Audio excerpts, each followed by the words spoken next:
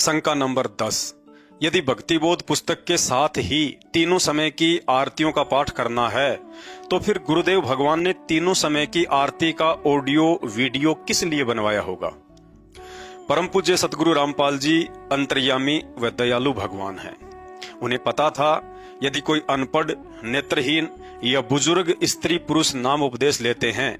तो उनके सामने भक्तिबोध पुस्तक से पढ़कर आरती करने में दिक्कत आएगी। अतः वे अनपढ़, नेत्रहीन व बुजुर्ग भगत आत्माएं नाम उपदेश के बाद तीनों समय की आरती करने से वंचित ना रह जाएं, इसलिए तीनों समय की आरतियों का ऑडियो वीडियो बनाया गया था। तीनों समय की आरती का वीडियो बनाने का दूसरा मुख्य कारण यह था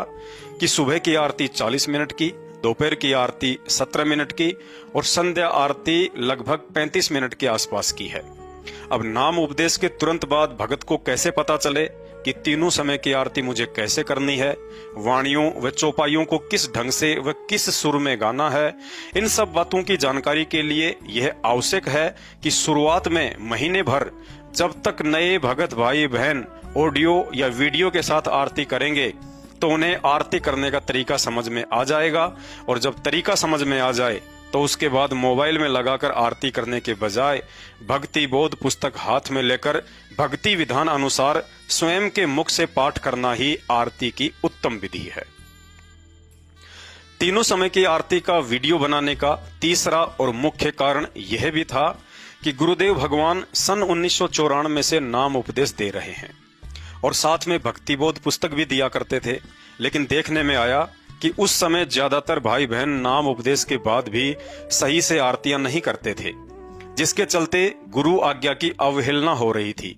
गुरुदेव भगवान बड़े दयालु हैं। उन्होंने अपनी आत्माओं को गुरु अवज्ञा के इस महादंड से बचाने के लिए सन 1999 में सतलोक आश्रम करोथा में यह सोचकर तीनों समय की आरती का वीडियो बनाकर भगत समाज को डीवीडी आदि में भरकर देना शुरू कर दिया कि तत्व ज्ञान ना समझ पाने की कमी के चलते भक्ति बोध पुस्तक से तीनों समय की आरती का पाठ ना करने के कारण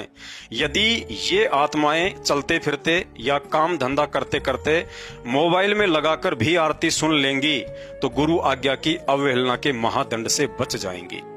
और धीरे धीरे जब इनको तत्व ज्ञान व भक्ति विधान समझ में आने लगेगा तो विधिवत तरीके से आरती के समय अन्य समस्त सांसारिक कार्यों को छोड़कर भक्ति बोध पुस्तक के साथ तीनों समय की आरती भी करना शुरू कर देंगे। परंतु उन बातों का आज सालों साल गुजर जाने के बाद भी भगत समाज को अपने आत्म कल्याण के प्रति उस स्तर की आध्यात्मिक जागरूकता और चेतना नहीं हो पाई है जो चेतना गुरुदेव भगवान देखना चाहते हैं। आज भी 80% भाई बहनों ने मोबाइल से ही तीनों समय की आरती करने का अपना नियम बना रखा है। ज्यादातर भगत परिवारों में सुबह उठते ही मोबाइल में आरती चलाकर छोड़ दी जाती है। आरती के समय कुछ लोग सो रहे हैं, कुछ लोग अन्य काम में लग जाते हैं, तो कोई बाथरूम में जाकर बैठ जाता है।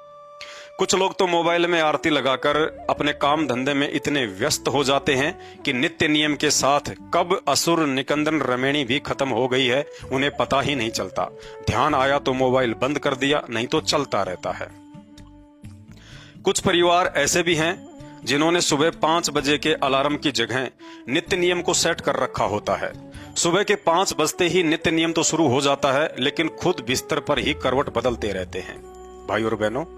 पूर्ण ब्रह्म परमात्मा सतगुरु रामपाल जी भगवान द्वारा बख्शीश इस सतभक्ति को भले ही हम भाई बहन अपनी नासमझी के चलते हल्के में ले रहे हैं, लेकिन हकीकत यह है कि इस पूर्ण मोक्षदायिनी सतभक्ति को प्राप्त करने के लिए तो 33 करोड़ देवी देवता भी भिखारियों की तरह लाइन में खड़े रहने को तैयार हैं। लेकिन उनका दुर्भाग्य कि वर्तमान में उन्हें इस सतभक्ति से वंचित ही रहना होगा।